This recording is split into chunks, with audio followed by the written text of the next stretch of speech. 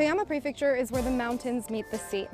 Known for its craftsmanship, it's now easier than ever to get to thanks to the recent extension of the Hokuriku Shinkansen bullet train line. I'm taking advantage of this new access to explore some of Toyama's historic cities. People have been making and trading things here for centuries, and I get to try my own hand at some traditional metalworking.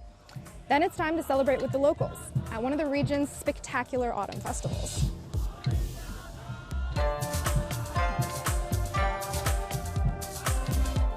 Takaoka City was once a powerful center of commerce and industry in Japan. Today, Yamachosuji Street is a testament to Takaoka's merchant past, where you can visit authentic Dozo-zukuri-style homes like the Sugana residence. This is one of the largest Dozo-zukuri-style house in Yamachosuji district, and they have very thick walls as a fireproof.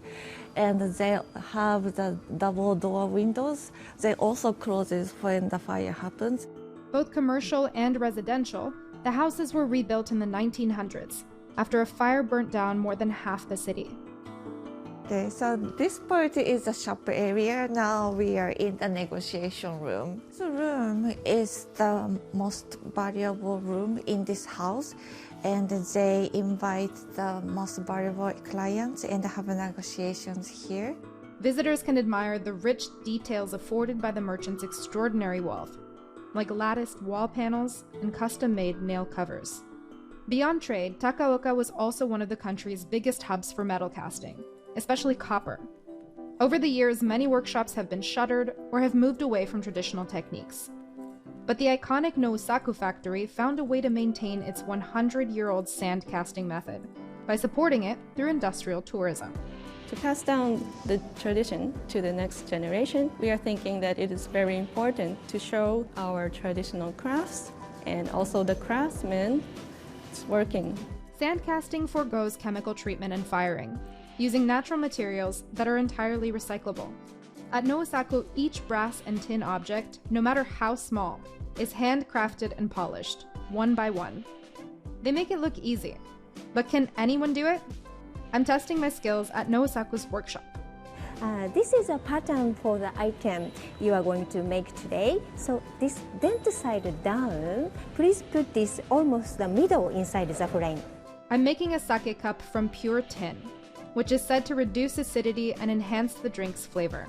You need a firm but delicate touch, so the sand is densely packed without falling apart.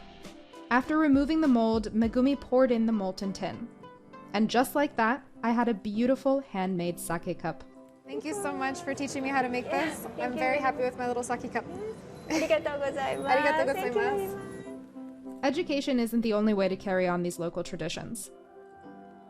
Every October in Imizu, the Hojozu Hachimangu Shrine Festival brings the whole region out to take part in a nearly 400-year-old celebration. Residents young and old parade around town atop intricate hikiyama floats to give thanks to their Shinto gods and pray for prosperity. The local deity also comes down to earth atop a portable shrine.